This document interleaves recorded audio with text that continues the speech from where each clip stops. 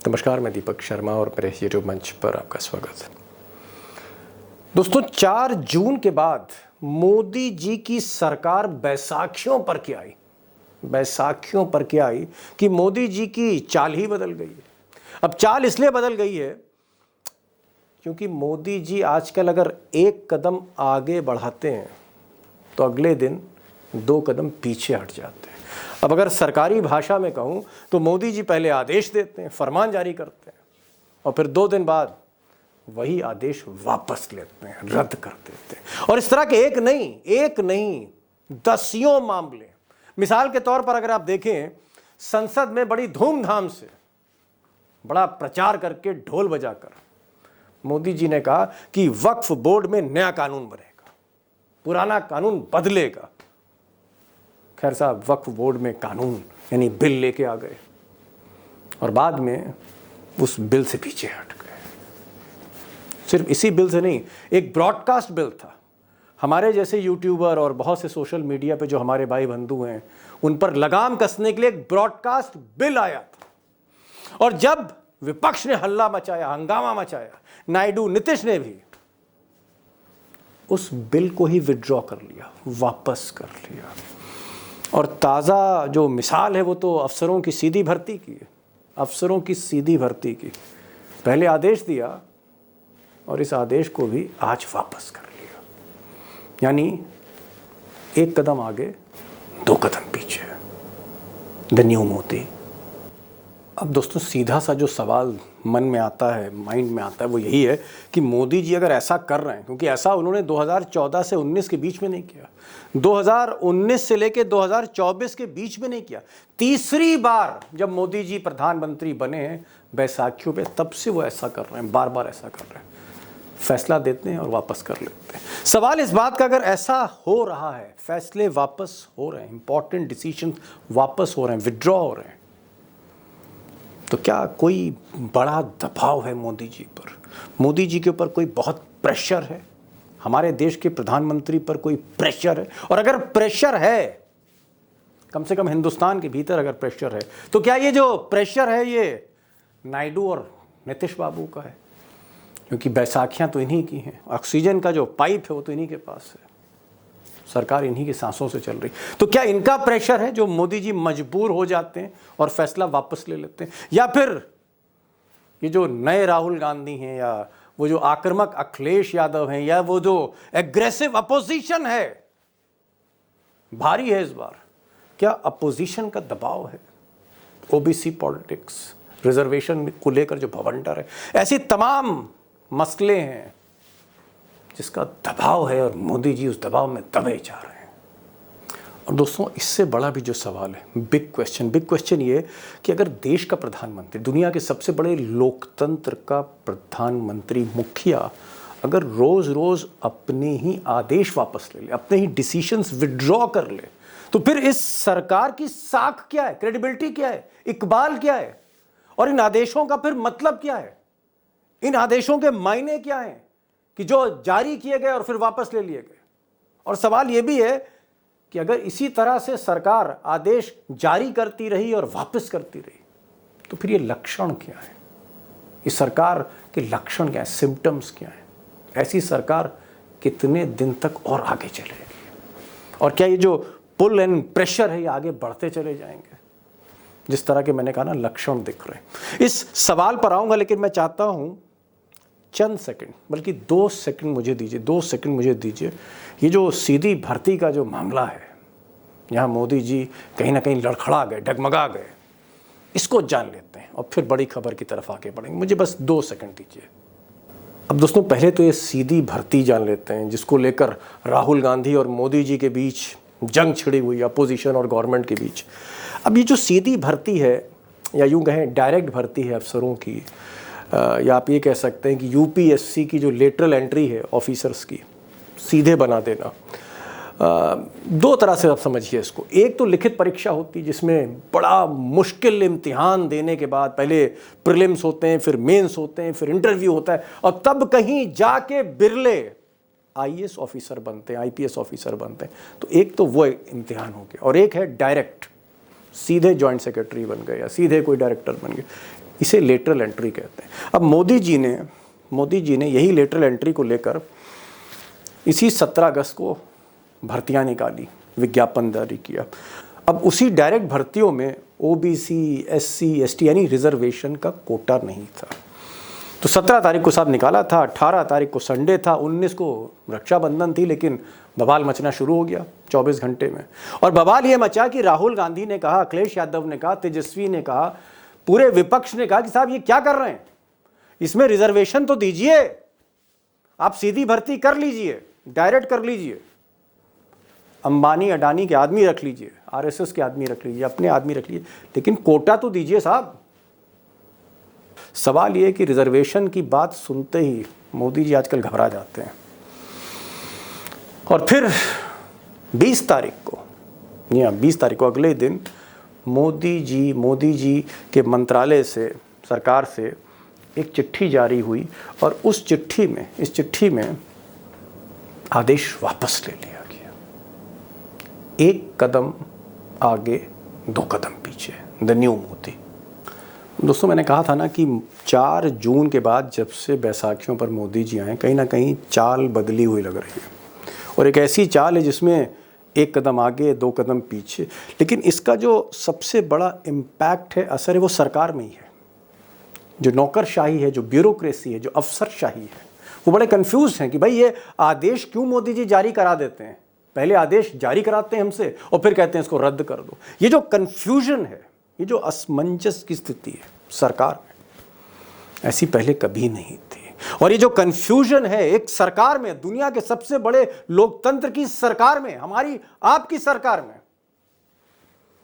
ये सिम्टम्स, ये लक्षण ठीक नहीं है, अच्छे लक्षण नहीं है सरकार के। और अगर लक्षण अच्छे नहीं हैं तो एक सवाल जहन में जरूर आता है कि फिर ये सरकार की साख क्या है। और अगर सरकार की साख नहीं है, डूब रही है, कम हो रही है दिन ब दिन, तो ये सरकार आखिर कितने दिन और चलेगी, इन नीतीश के और नायडू के रहते हुए, इन बैसाखियों के रहते हुए, और एक आक्रामक विपक्ष के सामने जो दिन ब दिन आक्रामक होता चला जा रहा है, झुकाता चला जा रहा है मोदी जी को। ये सरकार कितने दिन और चलेगी, बिग क्वेश्चन। और मुझे लगता है कि इस सवाल को लेकर 2 खास मेहमानों को बुलाया है। कई दिन के बाद आज आप अशोक वानखेड़े टाइगर को सुनेंगे। टाइगर काफ़ी रिसर्च करके आए हैं इस पर, और साथ में हमारे साथ शिक्षाविद, पॉलिसी को जानने वाले और बहुत आसानी से समझाने वाले डॉक्टर संदीप मानूधने होंगे, जो इंदौर से जुड़ेंगे, और अशोक वानखेड़े दिल्ली से जुड़ेंगे। इनको सुनते हैं और इन लक्षणों को समझने की कोशिश करते हैं कि आगे क्या ये सरकार डगमगा भी सकती है। सवाल मेरा यह है कि मोदी जी जो भी फैसला कर रहे हैं, तराजू में तोल रहे हैं, और यही नहीं है, सबसे फोन करके पूछ भी रहे हैं, और फोन करके पूछ ही नहीं रहे हैं, अपना आदेश, अपना दिया हुआ आदेश वापस ले रहे हैं। मतलब जो आदमी, जो नेता, जो प्रधानमंत्री जिसके आदेश पत्थर की लकीर होते थे कि साहब जो कह दिया वो कह दिया, आज की तारीख में एक के बाद अपने ही आदेश मोदी वापस ले रहे हैं। तो मैं ये जानना चाह रहा हूं, अरे भाई, कि भैया और मैं सिंपल भाषा में बोलूं, चली चला की बेला तो नहीं है, चली चला की बेला तो नहीं है। अरे मुकेश अंबानी करोड़पति आदमी है, पर्स घर छोड़ के दुकान में गया तो पंसारी माफ कर देगा क्या? मुकेश अंबानी नहीं, करेंसी चलती है। मुकेश अंबानी बड़े इसलिए कि उनके पीछे पैसे की ताकत है। मुकेश अंबानी ने कल कह दिया कि मेरे पास घर पे नहीं है, तो बोलेगा मैं क्या करूं, माल छोड़ जाइए, पैसा देके माल वापस ले जाइए। मोदी जी की हालत वैसी है, चली चला की बेला है। मतलब मोदी जी यदि नहीं सुधरेंगे तो हर दूसरे दिन यू टर्न लेना पड़ेगा, क्योंकि ये निर्लज्जता का अमृतकाल है। लज्जा इनको आती नहीं, बेशर्मी की इंतहा है कि पहली बार मार खाया, दूसरी बार मार खाया, तीसरी बार मार खाने के बाद चौथी बार फिर मार खाने के लिए मुंह आगे ला सकते हैं, इसकी भी कोई गारंटी नहीं। ये फिर करेंगे, और एक दिन ऐसा आएगा कि एक छोटी सी बात पे सरकार गिर जाएगी, और ये मुझे सरकार लंबी दिखाई नहीं देती, क्योंकि विपक्ष भी बात क्योंकि जो एनडीए गठबंधन के लोग भी है वो बोलेंगे यार आपको 3 बार बोला, 4 बार बोला, आपको समझ में नहीं आता है। पहले विचार करो फिर काम करो। ये पहले काम कर देते और बाद में विचार विनिमर्श करते हैं। क्या क्या आईबी मिनिस्टर भांग खा के काम कर रहे थे? जब ये बिल ड्राफ्ट हो गया था तब उनको अकल नहीं आई थी कि स्टेक होल्डर को इसमें पूछना चाहिए, लोगों की ऑब्जेक्शन लेने चाहिए। ड्राफ्ट तैयार हो गया और जब ये बिल पास नहीं हो गए मालूम है तो बोले नहीं नहीं स्टेक होल्डर को पूछना चाहिए। क्या सरकार पूरी भंग खा के काम कर रही है? ये जो लेटर गया लेटरल वाला, उसमें क्या कहा गया कि इस लेटरल भर्ती से कॉन्स्टिट्यूशन में कोई वायलेशन तो नहीं होता, ये देख रहे हैं हम। अरे पहले देख लेना चाहिए था तुमको। हाँ, तो ये कौन सी बात है? नोटबंदी करते हैं बिना सोचे समझे और फिर रोज अमेंड करते हैं कानून, रोज रोज। और प्रधानमंत्री कहते कि तू ताप पात पात तो मैं भी पात पात। अरे भाई, कोई पत्ते का गेम खेल रहे हो क्या? रमी खेल रहे हो आप? देश चला रहे हो। लेकिन तब भैया 307 थे, कौन बोलेगा पीछे? 280 का लोग था, कौन बोलेंगे पीछे? ये सरकार ऑक्सीजन पे है। आप बार बार ऑक्सीजन के मशीन के साथ खिलवाड़ करोगे, सप्लाई बंद हो जाएगा। मैं बता रहा हूं, पेशेंट ब्रेन डेड हो जाएगा। आईसीयू में पेशेंट जब होता है तब उसी किसी भी मशीन को छेड़ना नहीं चाहिए। आईसीयू में पेशेंट, और ये सरकार समझ गया। आईसीयू में है। मैं हर गठबंधन की सरकार आईसीयू में मानता हूं, क्योंकि गठबंधन में हमने कई गठबंधन की सरकार गिराई होते देखते हैं। जी जी, नहीं आपने बड़ी बात कही। आपने कहा हरियाणा के 2 पुलिस वाले कांग्रेस के कार्य ऑफिस के सामने खड़े थे और चंद्रशेखर की सरकार गिर गई। नहीं, मैं समझ गया टाइगर। आप कह रहे हैं कि आईसीयू में, इंटेंसिव केयर यूनिट में मोदी सरकार है और इत्तेफाक ये है कि जो ऑक्सीजन सिलेंडर है उसकी जो नॉब है वो नीतीश कुमार और नायडू के हाथ में, कभी भी ऑक्सीजन की सप्लाई बंद हो सकती। टाइगर कह रहे हैं छोटी सी बात पर भी ये सरकार कभी गिर सकती है। मतलब टाइगर इस सरकार को लेके बहुत ही संदेह की दृष्टि से देख रहे। मैं आ रहा हूं संदीप मनुधने साहब के पास। मनुधने साहब, ये जो सीधी भर्ती का मामला है जिसे लेटरल एंट्री कहते हैं कि बिना कंपटीशन दिए आईएएस नहीं बनना है, सीधे आपको आईएएस बना दिया जाएगा, लेटरल एंट्री उसको कहते हैं। मेरा सवाल यह है कि चाहे लेटरल एंट्री रद्द कराने की बात हो या बिल रद्द कराने की बात हो या फिर ओबीसी और दलितों का मसला हो, मोदी जी जब भी कोई ओबीसी का बात आती है या दलित की बात आती है, सोच में क्यों पड़ जाती है? Why he so confused? इतना कंफ्यूजन क्यों है मोदी जी को? कुछ समझ नहीं आ रहा। इतना पुराना नेता है, 20-22 साल से सत्ता में, मोदी जी को क्या हो गया इतना कंफ्यूजन? कहां फंस गए मोदी जी? जी जी, मोदी जी आरएसएस और बीजेपी की पूरी राजनीति के जो कुछ फाउंडेशनल वैल्यूज हैं उनमें एक वैल्यू है आरक्षण को जड़ से समाप्त कर देना। आरक्षण को अब जड़ ये से ऐसा समाप्त करना। समाप्त कर, ये ऐसा खुल के बोल नहीं सकते, नहीं तो राजनीति ही समाप्त हो जाएगी और वो असंवैधानिक भी होगा। तो ये उसके लिए दूसरे तरीके ढूंढते हैं, दूसरी गलियां ढूंढते हैं। अभी उत्तर प्रदेश में 69,000 नौकरियों में 18,000 नौकरियों पर डकैती पड़ने का मामला जो सामने आया, वो इसका एक बहुत अच्छा उदाहरण है। ये कभी नॉट फाउंड सुटेबल करके लोगों को आगे बढ़ने से रोक देंगे, कभी रोस्टर सिस्टम लगा के रोक देंगे, कभी प्रमोशन में अड़ंगे डाल देंगे, और फिर प्राइवेटाइजेशन और डिसइन्वेस्टमेंट करके तो नौकरियां ही खत्म कर दो। वो तो खैर चल ही रहा है 1991 के बाद, उसमें कांग्रेस भी उतनी ही दोषी है जितनी बीजेपी। लेकिन इनकी राजनीति का सबसे बड़ा दुविधाजनक बिंदु जिस पर ये आके फंस गए हैं अब दीपक जी, अपने कोर वोटर बेस को शांत रखना, ये दिखा के कि हम आरक्षण के खिलाफ काम कर रहे हैं, इसीलिए लेटरल एंट्री लाई गई।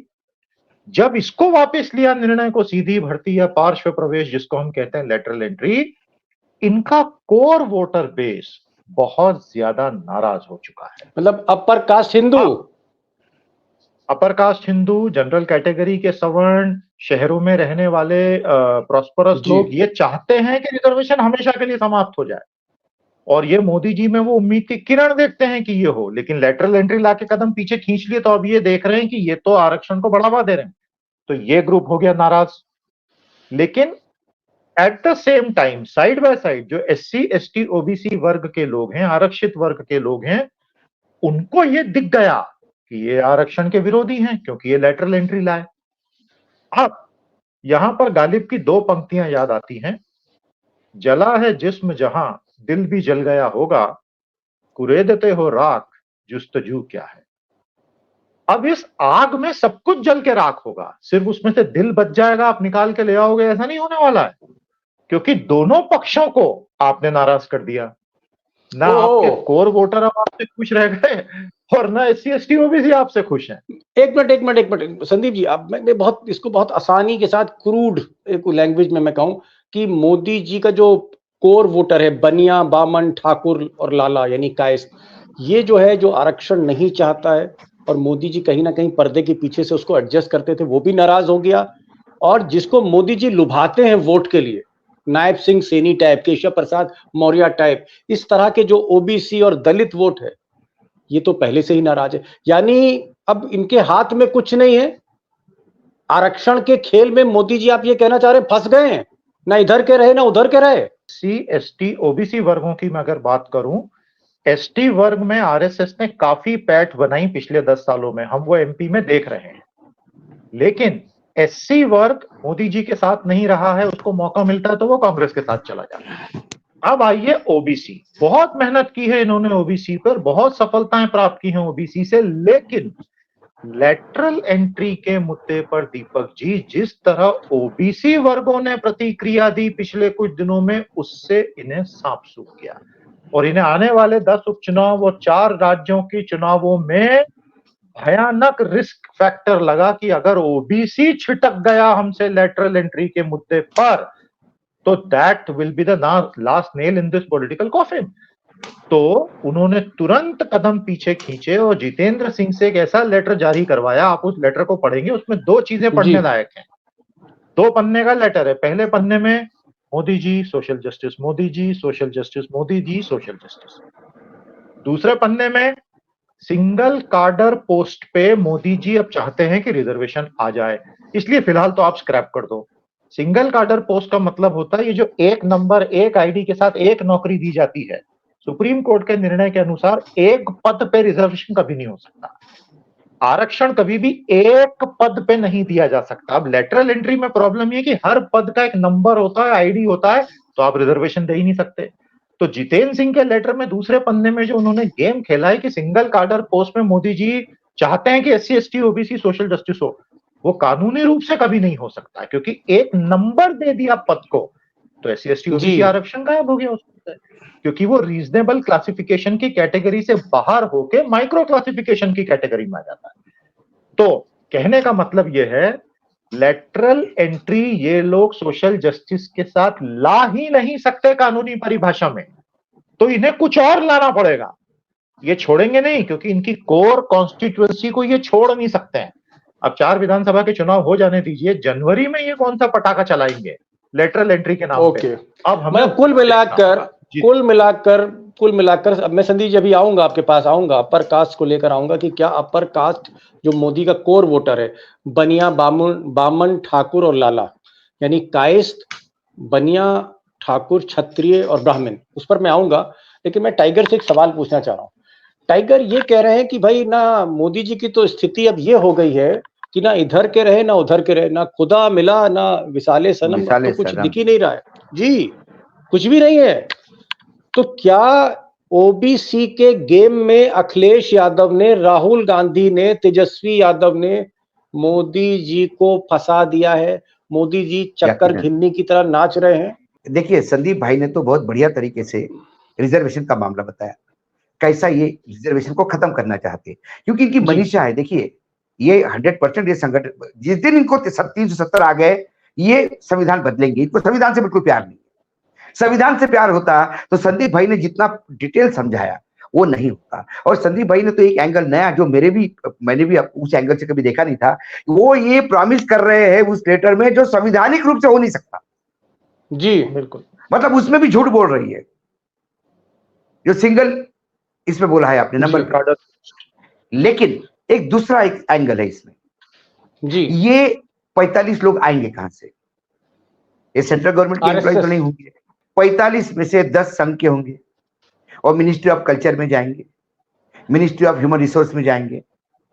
लेकिन एग्रीकल्चर, फाइनेंस, डिफेंस, पेट्रोलियम, इसमें कौन से अधिकारी जाएंगे? ये अंबानी अडानी के कंपनी के लोग जाएंगे। वहां के लोग यहां आएंगे। पहले क्या होता था, जब कांग्रेस सरकारें भी थी तब भी मैं बता रहा हूँ, पेट्रोलियम मिनिस्टर तक कौन अपॉइंट करता था? अंबानी के घर से आता था। सब अंबानी के समझिए। जो लोग थे वही वही होते थे। अब उसके बाद वह अधिकारी सेट करते थे, ये लोग रिटायरमेंट के बाद उनको अपने कंपनी में डायरेक्टर बनाते थे, लेकिन सेट करना पड़ता था, पैम्पर करना पड़ता था, जुगाड़ करना पड़ता था। अब वो करने की मोदी जी ने कहा कि चिल्लर काम छोड़ दो, अब नया कंसेप्ट में देता हूं, आप अपने अधिकारी को सीधा यहां भेजो। मतलब वो तनख्वाह गवर्नमेंट ऑफ इंडिया की लेंगे, कुर्सी हमारी गर्म करेंगे, हमारे टैक्स पेयर्स का पैसा लेंगे, हमारे मंत्रालय में बैठेंगे और पूरा काम उस कंपनी से करेंगे, कंपनी का करेंगे जहां से वो आए। ओहो, मतलब सरकार की तो फ्रेंचाइजी दे दी एक तरह से। एग्जैक्टली ये दबी जुबान में पहले सरकार पीछे से चलाती थी, बहुत हो गया तुम सरकार में बैठ के ही सरकार चलाओ। एग्रीकल्चर सरकार मिनिस्ट्री में में 4 लोग अंबानी अडानी के होंगे, फिर अडानी जी सारे साइलो अपने हिसाब से करेंगे, एग्रीकल्चर पॉलिसीज अपने हिसाब से करेंगे, क्योंकि टेंडर उनके अपने लोगों को अपने समझ गया। मिलेंगे, क्योंकि ज्वाइंट सेक्रेटरी वहां बैठा होगा। Got the point sir, got the point sir. अभी तक तो मीडिया चला रहे हैं अडानी अंबानी, अब सरकार भी चलाएंगे, ये आपका कहना है कि इसके पीछे जो गेम था मोदी जी का, ये ऐसा लगता है ऐसा गेम है। मनुधने साहब, ये बताइए, आपने पिछले सवाल के जवाब में कहा कि साहब मोदी जी का कोर वोटर नाराज हो रहा है। ये जो ब्राह्मण है, क्षत्रिय है, वैश्य है, बनिया जिसे कहते हैं, लाला है, कायस्थ है, भूमिहार है, ये जो कोर वोटर है मोदी जी का, आरएसएस बीजेपी का, आप कह रहे हैं ये अब नाराज हो रहा है? ऐसा और क्या क्या मोदी जी ने कर दिया साहब कि जो अपर कास्ट है, ये जो अपर कास्ट हिंदू, ये नाराज हो रहा है?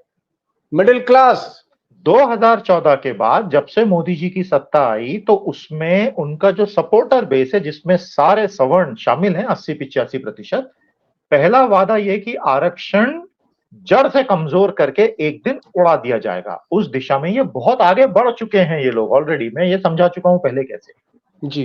दूसरा ये था कि भारत एक आर्थिक महाशक्ति बनेगा और मिडिल क्लासेस की परचेजिंग पावर और क्वालिटी ऑफ लाइफ बहुत सुधरेगी।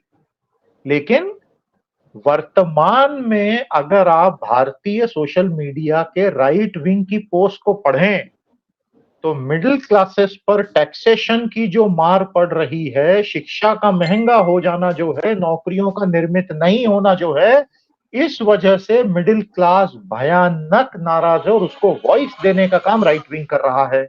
इसका सार यह है, इसका लब्बो-लुआब यह है दीपक जी, कि जो पूरी कम्युनिटी 80-85% लामबंद होकर मोदी जी से मोहब्बत करती थी, अब उस मोहब्बत में बहुत सारी दरारें पड़ गई हैं। ओहो। मैं ये नहीं कह रहा हूं कि वो कल को जाके कांग्रेस को वोट दे देंगे, एसपी को वोट दे देंगे, बीएसपी को वोट दे देंगे, मैं ये नहीं कह रहा हूं।